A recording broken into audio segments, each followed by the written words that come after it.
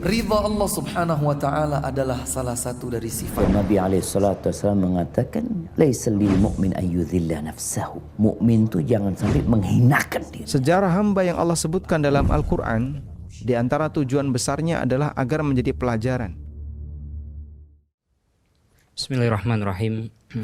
Sawahaikum bitahiyatil islami. Assalamualaikum warahmatullahi wabarakatuh. Alhamdulillahi nahmaduhu wa nasta'inuhu wa nastaghfiruh wa na'udzu billahi min syururi anfusina wa min sayyiati a'malina. Man yahdihillahu fala mudhillalah wa man yudlil fala hadiyalah. Wa asyhadu an la ilaha illallah wahdahu la syarikalah wa asyhadu anna Muhammadan abduhu wa rasuluh sallallahu alaihi wa ala alihi washabbihi wasallam tasliman katsira wa ba'du. Jamaah Masjid As-Sakinah yang dimuliakan Allah Subhanahu wa taala, pada pertemuan yang lalu kita membahas tentang adab seorang ahli ilmu, adab seorang hamil ilm, orang yang membawa ilmu Allah Subhanahu wa taala, yang membawa ilmu syariat-syariat Islam ini. Padanya disebutkan muallif rahimahullahu taala, yakni ijtinabul qaula ma la yaf'al, menjauhi dari berkata, menjelaskan, mendakwahkan, mengajarkan sesuatu apa-apa yang tidak diketahui atau apa-apa yang tidak dia lakukan. Ikhwatal aizah rahmanullah wa iyyakum, pada pertemuan yang lalu kita jelaskan makna pertama adalah tidak kita ajarkan, tidak kita dakwahkan memang yang apa-apa belum ada ilmunya pada kita, sehingga kita tidak membuat ragu orang, sehingga kita tidak membuat penyakit baru, sehingga kita tidak membuat muskilah atau permasalahan baru, atau tidak membuat kegaduhan di masyarakat. Kaum muslimin rahimanallah wa iyyakum, adalah makna yang kedua, sejalan dengan poin yang sebelumnya kita sebutkan, bahwasanya kabura maqtan indallah ma la yaf'alun, adalah kedustaan besar di sisi Allah Subhanahu wa taala ketika kita mempunyai ilmunya, sudah mengetahui ilmunya, akan tapi tidak kita laksanakan. Maka ikhwatul aizah rahmanullah wa iyyakum, maksud kedua dari perkataan ijtinabul amal, ijtinabul qaula ma la yaf'al, menjauhi segala perkataan apa yang tidak kita lakukan. Dikatakan oleh Imam Al-Mawardi rahimahullah ta'ala, sitasi, yaitu mendatangkan satu syair. Dikatakan beliau, i'mal biqauli wa in qasarti fi amali, lakukanlah, beramallah walaupun amalanmu itu sedikit, walaupun amalanmu itu kecil. Yanfa'u qauli wa la yadurruka taqsiri, maka akan bermanfaat insyaallah sekecil apapun amalan, sedikit apapun sedekah yang engkau berikan, apapun sedikit itu yang engkau sudah amalkan dari ilmu yang kamu dapat, akan bermanfaat bagimu, menjadi syafaat bagimu, menjadi penolong bagimu. La yadurruka al-qasr, tidaklah berbahaya terhadap apa yang sedikit. Apa maksudnya kaum muslimin rahimanallah wa iyyakum? Maksudnya adalah beramalah dengan ilmu yang sudah kamu dapat, walaupun itu paling minimal. Kita sudah belajar kaum muslimin rahimanallah wa iyyakum keutamaan tentang sholat malam, bagaimana sifatnya, karakteristiknya para nabi dan rasul terdahulu, bagaimana karakteristiknya orang-orang soleh terdahulu. Mereka tidur di awal waktunya ketika sudah tidak ada keperluan. Kemudian sallallahu alaihi wasallam mencela orang yang sengaja bergadang sampai pertengahan malam, padahal tiada manfaat atau tiada hal yang ingin dilakukannya. Kemudian tidur pulas di akhir malam, bahkan terlewat subuhnya. Sallallahu alaihi wasallam biasa tidur di awal waktunya, kemudian terbangun di sepertiga malamnya bermunajat pada Allah Subhanahu wa taala. Disebutkan dalam ayatnya, merupakan karakteristik sifatnya para orang-orang soleh terdahulu. Mereka terbiasa bangun di sepertiga malamnya, menjauhkan lambung-lambungnya dari tempat tidurnya. Kaum muslimin rahimanallah wa iyyakum, ketika kita sudah mengetahui keutamaan salat malam, fadilah salat malam, fadilah salat duha, Allah Subhanahu wa taala akan bangunkan bagi orang yang melaksanakan salat duha 8 rakaat, bangunkan rumah di sorga, bangunkan istana di sorga bagi siapa yang salat duha 8 rakaat. Allah Subhanahu wa taala melapangkan rezekinya bagi siapa yang melaksanakan salat duha. Kaum muslimin rahimanallah wa iyyakum, ketika seorang tidak bisa bersedekah dengan hartanya karena minimal harta yang dia punyanya, minimnya harta yang dia punya, tidak seluas seperti keluasan saudara-saudaranya yang lain dalam berinfak, maka penggantinya Allah Subhanahu wa taala menjelaskan dalam hadis Nabi SAW, ketika yang lain bersodakoh dengan hartanya, maka setiap anggota tubuh, maka setiap rongga daripada anggota tubuh butuh untuk diberikan sodakoh dalam setiap harinya. Maka dijawab Rasul SAW, solusinya bagi kita yang tidak seluas rizkinya teman atau saudaranya yang lain dengan melaksanakan sholat duha. Kaum muslimin rahimanullah wa iyyakum, sedikit atau paling minimal yang kita lakukan tidak akan berbahaya bagi kita. Kita sholat duha hanya 2 rakaat, walhamdulillah. Bisa menambahkan lagi 4 rakaat, walhamdulillah. Kita hanya bisa sholat malam hanya 2 rakaat saja, ditutup dengan 1 witir, walhamdulillah. Menjadi kelak hujah bagi kita semua. Al-Qur'anu hujjatun lak au alaika. Ketika kita sudah belajar Al-Quran, ketika kita sudah belajar hadis Nabi SAW, ketika kita sudah belajar fikih, ketika kita sudah belajar syariat Allah Subhanahu wa taala, kita mendakwahkan pada orang lain akan tapi tidak mengamalkannya. Disebutkan seperti hadis yang kemarin kita bacakan, bahwasanya seperti lampu yang menerangi orang lain tapi tidak bermanfaat bagi dirinya. Dirinya kegelapan padahal adalah lampu. Kaum muslimin rahimanullah wa iyyakum ditanya, kenapa engkau adalah seorang dai dahulu di dunia? Engkau adalah seorang penyeru kebenaran. Engkau seorang yang mengajarkan kebaikan. Tapi mengapa malah masuk neraka? Karena aku memerintahkan manusia kebaikan, tapi diriku malah meninggalkannya atau melanggarnya. Kaum muslimin rahimanullah wa iyyakum, inilah perkataan Imam Al-Mawardi rahimahullah ta'ala, bahwasanya yang sedikit itu tidaklah berbahaya bagi kita. Al-Qur'anu hujjatun laik, kelak Al-Quran, kelak ilmu yang kita pelajari akan menjadi hujah bagi kita, menjadi syafaat bagi kita, menjadi penolong bagi kita. Au alaika, atau akan menjadi pendakwah bagi kita. Kamu ini sudah punya ilmunya, kamu ini sudah belajar, kenapa enggak kamu amalkan? Kenapa enggak kamu tunaikan? Kaum muslimin rahimanullah wa iyyakum, seorang ahli mengatakan, kalau beramal, sodakoh misalkan, menunggu dirinya kaya, nggak akan pernah sodakoh. Wes dijamin itu. Kalau menunggu kaya, ingin sodakoh harus nunggu kaya dulu, nggak akan pernah sodakoh. Kenapa? Karena memang sifatnya manusia seperti itu. Apa itu? Selalu merasa kekurangan. Shallallahu alaihi wasallam bersabda, mengisahkan karakteristik manusia. Apa itu? Selalu merasa kurang. Ketika dirinya diberikan harta sebesar gunung Uhud, akan minta lagi, akan ingin lagi mengeruk harta yang lebih banyak atau semisal daripada itu. Maka kaum muslimin rahimanullah wa iyyakum, gak akan pernah dirinya merasa cukup, gak akan pernah dirinya merasa kaya, selalu merasa kurang, dan kurang, maka gak akan pernah dirinya akan bisa bersedekah. Maka saudara-saudara sekalian, mulailah dari hal yang paling kecil. Mulai dari hal yang paling bisa kita laksanakan dari diri kita sendiri. Ikhwatul aizah rahmanullah wa iyyakum, seperti akhir-akhir ini yang terjadi di sekitar kita. Ketika ada saudara kita mengalami bencana di belahan bumi sana. Ada saudara kita di belahan bumi yang jauh sana mengalami musibah, dijajah oleh bangsa lain non muslim. Kemudian yang lain mengatakan, mari kita bantu saudara kita. Kelak Allah Subhanahu wa taala akan berikan hujah bagi kita.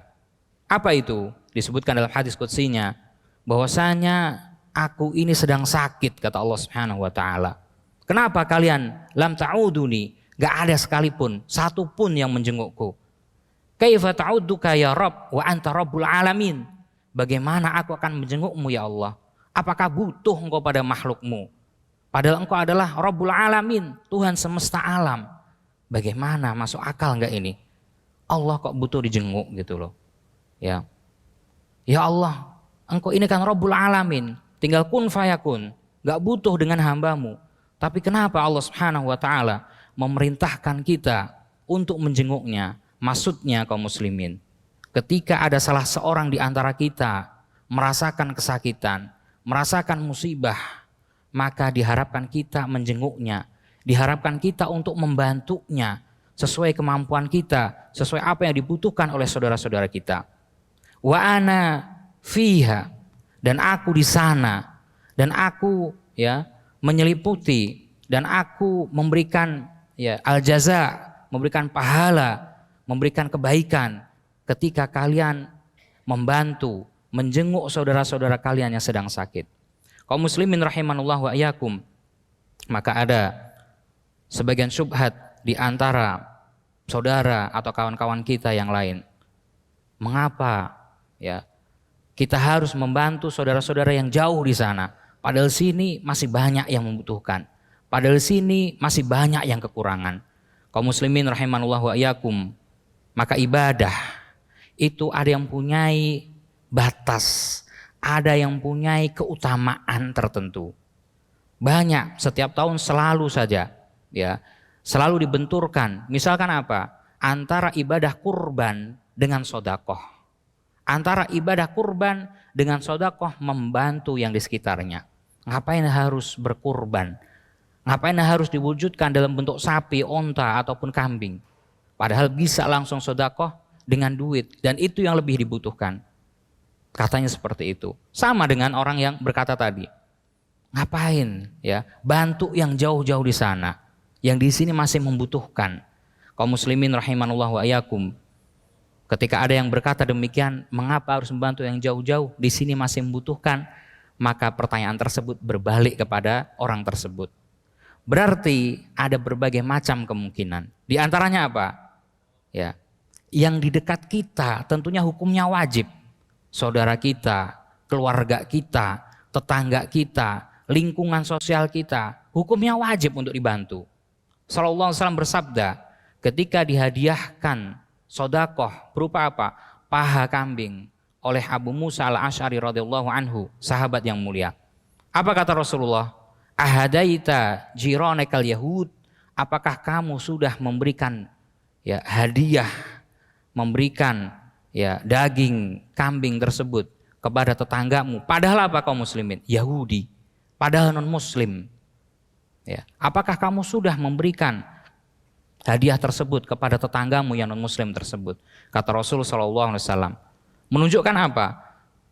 Bahwasanya orang yang terdekat di antara kita, tetangga kita, saudara kita, ya tentulah wajib untuk dibantu. Tentulah setiap hari sudah diberikannya. Maka kaum muslimin rahimanullah wa iyyakum yang mengatakan demikian, ngapain jauh-jauh mas? Ngapain harus jauh-jauh ke sana? Sementara tetangga kita kelaparan. Loh, tetangga kita sudah diberikan. Kalau begitu pertanyaannya kembali kepada Anda. Berarti selama ini kemungkinan besar Anda nggak pernah membantu saudara di dekat Anda. Kaum muslimin rahimanullah wa iyyakum. Begitu juga selalu dibenturkan antara syariat kurban dengan syariat bersodakoh. Mas, ngapain kalau berbuat kebaikan harus menyakiti hewan? Satu, ya. Ngapain kalau berbuat kebaikan harus diwujudkan dalam bentuk daging? Padahal ya saudara kita mungkin lebih butuh uang untuk memberi kebutuhan sehari-harinya, untuk membayarkan SPP anaknya, ya, atau untuk membeli hal-hal yang lain yang dia lebih butuhkan, obat misalkan. Maka kaum muslimin rahimanullah wa iyyakum, ibadah ada yang mahdhoh, ada ghairu mahdhoh. Ada yang mahdhoh dibatasi waktu dan tata caranya.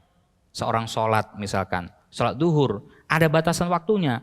Kalau sudah nampak bayangan 2 kali, ya dari benda tersebut masuk sholat asar, sudah nggak sah, nggak boleh dirinya sholat duhur, kecuali ada uzur padanya.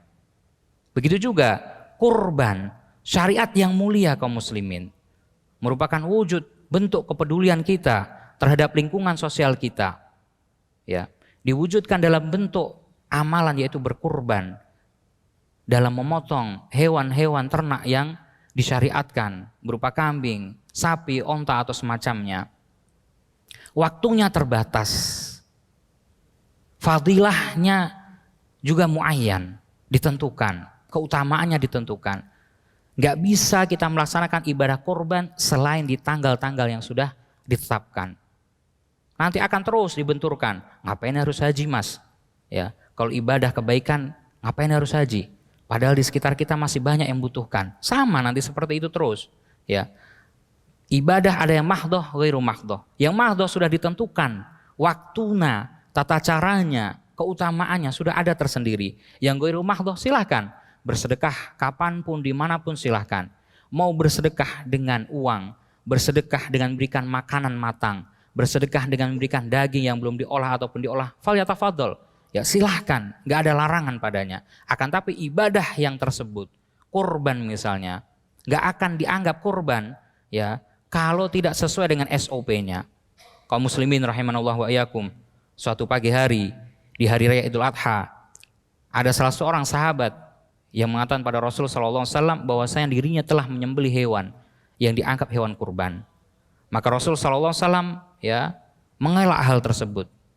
Hal yang kamu lakukan ya, menyembelih tersebut padahal belum dilaksanakan sholat hari raya Idul Adha, gak sah dianggap sebagai hewan kurban.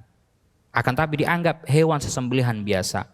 Begitu juga kaum muslimin ketika hari raya Idul Fitri, padahal imam sudah naik mimbar, sudah selesai pelaksanaan hari raya Idul Adha, Idul Fitri, sholat hari raya Idul Fitri, dirinya belum membayarkan zakat fitrah, padahal gak ada uzur padanya, gak ada kealpaan, gak ada kesusahan, gak ada kelupaan, maka gak sah zakatnya. Dianggap sodakoh dari sodakoh-sodakoh seperti biasanya. Kaum muslimin rahimanullah wa iyyakum, petunjuk sebaik-baik petunjuk Rasul sallallahu alaihi wasallam. Begitu juga yang mengikuti sezamannya, setelahnya dan setelahnya adalah Imam Ahmad bin Hanbal rahimahullah taala.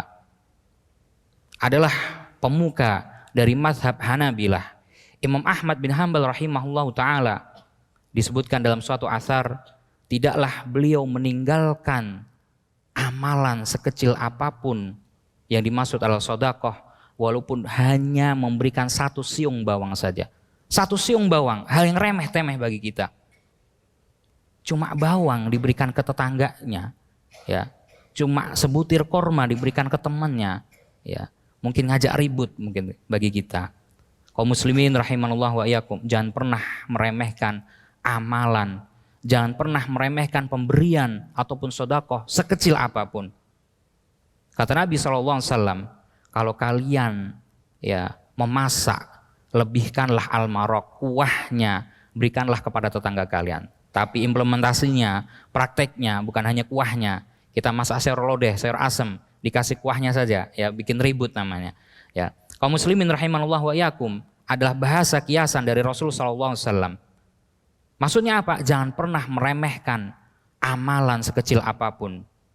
Kata Abdullah ibnu Barak rahimahullah ta'ala, kadang suatu amalan yang dipandang remeh atau kecil bagi manusia akan tapi dipandang besar di sisi Allah Subhanahu wa taala. Sebaliknya, mungkin ada orang yang bersedekah dengan sekian triliun, sekian miliar, besar dianggap bagi manusia, suatu yang wah bagi manusia, tapi dianggap kecil oleh Allah Subhanahu wa taala. Apa penyebabnya? An-niyah. Niatnya, ketulusannya. Apakah hal tersebut ditujukan kepada Allah Subhanahu wa taala atau kepada selainnya? Kaum muslimin rahimanullah wa iyyakum, kalaulah beramal yang kita bicarakan tadi, sedekah misalkan, membantu saudara-saudara kita di belahan sana, nunggu ya kita dalam keadaan lapang misalkan, nggak akan pernah lapang kita, karena hal tersebut ya sudah termaktub dalam kitab suci kita. Karena hal tersebut sudah jelaskan Allah Subhanahu wa taala dalam surat Al-Ma'arij, dikatakan innal insana khuliqa halu'a. Manusia itu Pak, manusia itu Mas, diciptakan apa? Halu'an, selalu berkeluh kesah, ngeluh terus. Idza massahu syarru jazu'an. Kalau dia diuji, kalau dia diberikan ya sedikit ujian, cobaan, musibah, akan berkeluh kesah. Ya, diberikan hujan, ngeluh banjir, diberikan panas, ngeluh kekurangan air. Wa idza massahul ya khairu manu'an.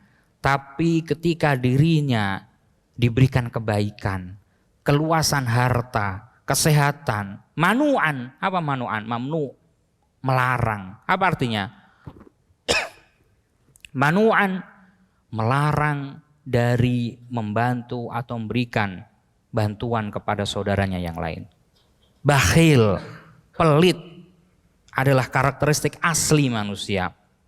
Kaum muslimin rahimanullah wa iyyakum. Maka kapan kita akan beramal? Saya beramal kalau saya sudah jadi ustadz. Kapan bisa jadi ustadz? Ya, saya beramal kalau sudah hafid 30 juz. Ya, saya beramal kalau sudah hafal Sahih Bukhari. Saya beramal kalau sahih ya akan sudah hafal Kutubus Sittah misalkan. Kaum muslimin rahimanullah wa iyyakum. Justru yang sedikit itulah samaratul ilmi bil amal. Buahnya ilmu itu dengan diamalkan.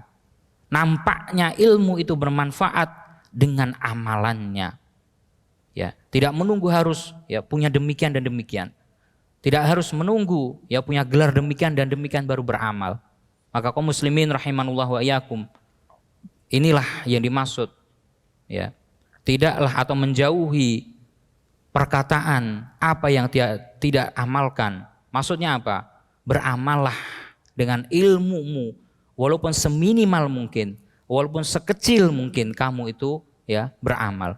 Ikhwatul aizah rahmanullah wa iyyakum, termasuk adabnya, akhlaknya seorang hamilul ilm, seorang pembawa ilmu ini adalah adamul bukhli bil ilm, ya, tidak bakhil dalam menyampaikan ilmu. Saudaraku kaum muslimin, menjadi fenomena bersama, baik dalam ilmu agama maupun ilmu-ilmu keduniawian, ya. Selalu orang merasa ketika dirinya punya suatu maklumat, ketika dirinya punya suatu wawasan, khibrah, pengalaman, ya, pelit membagi ke orang lain, khawatir, takut-takut kalau apa yang didapatkan pada dirinya dibagi ke orang lain akan habis ilmu tersebut. Ikhwatul aizah, ini adalah ungkapan yang salah. Ini adalah image dan anggapan yang salah. Justru ketika dirinya punya ilmu, dia bagikan bagaikan sumber mata air. Ketika terus diambil air tersebut akan ya diperbaharui dengan air yang baru, yang jernih, yang lebih jernih daripada kemarin. Seperti suatu batang pohon, ketika diambil dedaunan, ketika diambil ya sebagian rantingnya, besoknya akan tumbuh kembali. Ikhwatul aizah rahmanullah wa iyyakum. Subhanahu wa ta'ala berfirman dalam surat Ali Imran, wa id akhadallahu mitsaqal ladzina utul kitab, adalah Allah Subhanahu wa ta'ala mengambil perjanjian pada orang-orang yang diberikan Alkitab. Lanubayyinannahu linnas, agar mereka mengajarkan, agar mereka membimbing manusia, wala taktumunah, dan tidak menyembunyikan ilmu. Kaum muslimin rahimanullah wa iyyakum, ya. Al-Imam Al-Alamah Ibnul Qayyim Al-Jauziyah rahimahullahu ta'ala mengatakan, wa minal judil ilm anna sa'il idza sa'alakan an mas'alatin istaqsaita lahu jawabuha jawaban syafian.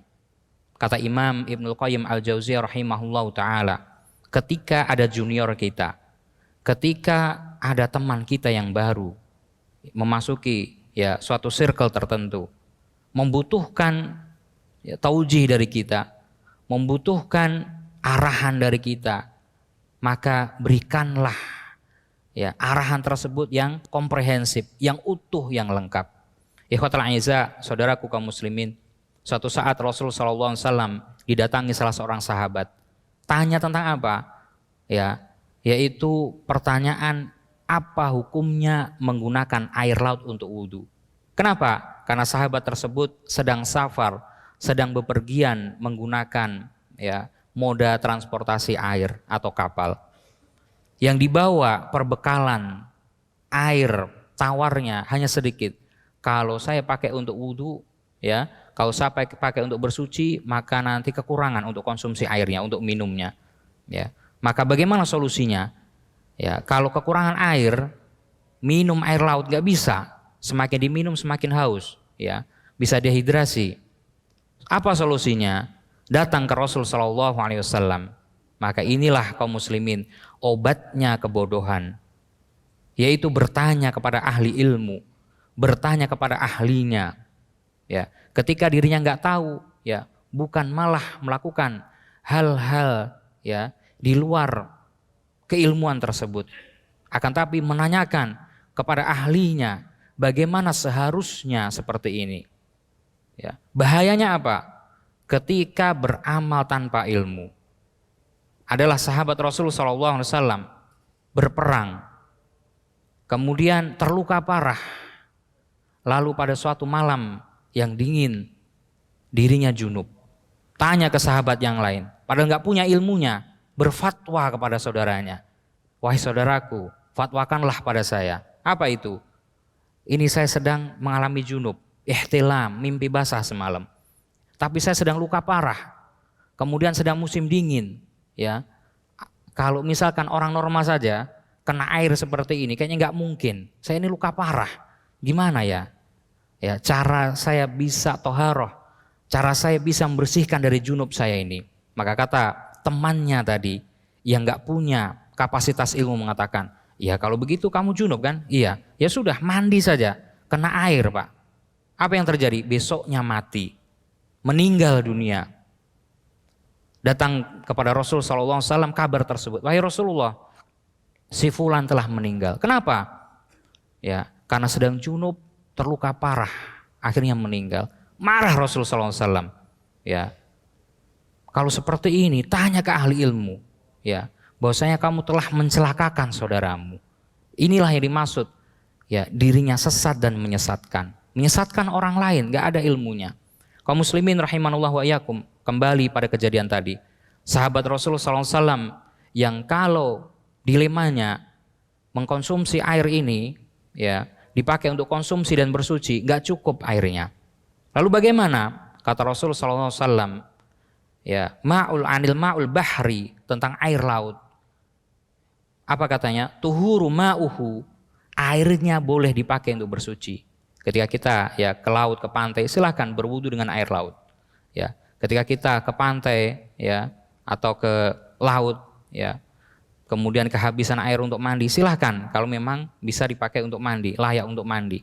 Ya, tahuru ma'u, airnya mensucikan, suci mensucikan. Kemudian Rasulullah SAW tidak hanya menjawab pertanyaan yang sesuai apa yang ditanyakan tadi, tapi apa? Lebih komprehensif, lebih kamil, syamil, lebih lengkap jawabannya. Pasti kalau saya jawab cuma airnya saja, nanti orang ini bertanya tentang apa? Bertanya tentang hewan lautnya. Maka apa kata Rasulullah SAW? Tahuru ma'u wa hillu maitatu. Bersih airnya, suci, boleh dipakai untuk bersuci. Wa hillu maitatu, dan halal bahkan bangkainya. Halal binatang laut, apapun namanya binatang laut tersebut, halal untuk dikonsumsi. Ya, nggak perlu untuk disembelih. Ya, kata Rasulullah SAW bahkan apa? Maitatuhu, hillu maitatu, halal boleh dimakan bangkai laut. Apa Pak? Teri misalkan. Ya, ada yang pernah nyembelih teri, 1000 teri disembelih satu-satu. Ya, halal ya binatang laut. Ikan paus terdampar. Ya, halal untuk bisa dikonsumsi. Kaum muslimin rahimanullah wa iyyakum, maka inilah maksud dari perkataan Imam Ibnu Qayyim Al-Jauziyah rahimahullahu taala, untuk al-juhud bil ilm, untuk kita ya bersemangat, bersungguh-sungguh dalam mengajarkan ilmu. Jangan pelit dengan ilmu. Ya, banyak orang yang merasa kalau saya ajarkan ilmu ini nanti habis. Ya, nanti saya nggak punya ilmu tersebut, justru salah. Kata mu'alif rahimahullahu ta'ala, fadilah keutamaan menyampaikan ilmu. Pertama, as-sawabullahu subhanahu wa ta'ala azim.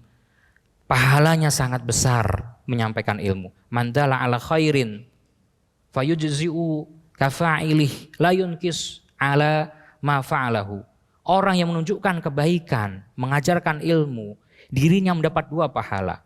Pahala mengajarkan ilmu dan pahala dari orang yang mengamalkan ilmu tersebut, tanpa mengurangi sedikit pun pahala orang yang dia ajarkan. Sawabullahul azim, pahala Allah sangat besar. Yang kedua, itqanul hifz ziyadatul ilm. Ketika seorang punya hafalan, menyimak ya, mengajarkan hafalan tersebut kepada orang lain. Ya, hafal surat An-Nas diajarkan ke anaknya. Apa kata ulama? itqanul hifz, bisa membantu menguatkan hafalannya. Wa ziyadatul ilm, bahkan kadang-kadang punya ilmu baru. Ketika mengajarkan ke anak TK, oh begini ya metodenya. Mengajarkan ke mahasiswa begini ya. Mengajarkan karyawan begini ya. Punya metode baru. Ikhwatul aizah, kata Imam Al-Wadi'i rahimahullahu ta'ala, adalah muraja'atul ilm, muraja'atul durus, yang paling efektif, yaitu dengan apa? Mengajar. Ya. Mengulang pelajaran yang paling efektif, mereview pelajaran yang paling efektif adalah dengan mengajar. Ketika seorang mengajar, nggak mungkin tiba-tiba dirinya langsung masuk kelas, nggak langsung ya tiba-tiba dirinya menuju mimbar misalkan, pasti punya persiapan. Ya. Orang yang mengajarkan hal kecil saja misalkan, ya Iqra, tahsinkah, atau semacam apakah, ya nggak cuma diambil dari satu sumber, ya dirinya ingin menjelaskan syarah hadis misalkan, ya hadis pertama dari hadis Arba'in Nawawi, minimal 5 sumber dia literasi, bahkan bisa lebih. Maka ikhwatul aizah rahimanallahu wa iyyakum, ya mengajar butuh seni, mengajar butuh keterampilan. Maka kata ulama, kalau ingin ilmumu kuat, ajarkanlah. Ketika engkau mengajar, engkau mendengar. Ketika engkau mengajar, ya, engkau akan mereview ilmu-ilmu yang sudah pernah kamu dapatkan. Termasuk fadilah mengajarkan ilmu. Naqlu suratih wa nidhamu ilmih liyakuna khalfan minhu. Ya. Bisa menemukan tadi inovasi-inovasi terbaru, terobosan-terobosan terbaru, ya, dalam keilmuan tersebut. Misalkan dalam ilmu shorof misalkan, oh ternyata rumusan paling mudah dalam ilmu shorof seperti ini. Dalam ilmu nahwu, ya ternyata paling mudahnya, paling cepatnya dalam ilmu nahwu seperti ini. Ikhwatul aizah rahimanallahu wa iyyakum. Nah, termasuk fadilah dalam menyampaikan ilmu, khairul ulama la yukil wa la yumil. Ya, sebaik-baik ahli ilmu adalah mereka yang tidak malas dan tidak enggan mengajarkan ilmu tersebut kepada yang lainnya. Maka anggapan yang salah, anggapan yang keliru ketika kita mengatakan mengajarkan ilmu berarti mengurangi ilmu adalah suatu anggapan yang tidak tepat, bahkan dibantah oleh para ahli berkaitan dengan hal tersebut. Ikhwatul aizah rahimanallahu wa iyyakum, kita cukupkan pertemuan kita pada siang hari ini. Nah, insyaallah kita lanjutkan di kesempatan yang akan datang. Wassallallahu ala nabiyyina Muhammadin wa ala alihi washabbihi wasallam. Kita akhiri dengan doa kafaratul majlis. Subhanakallahumma bihamdik asyhadu an la ilaha illa anta astaghfiruka wa atubu ilaik. Syukran. Assalamualaikum warahmatullahi wabarakatuh.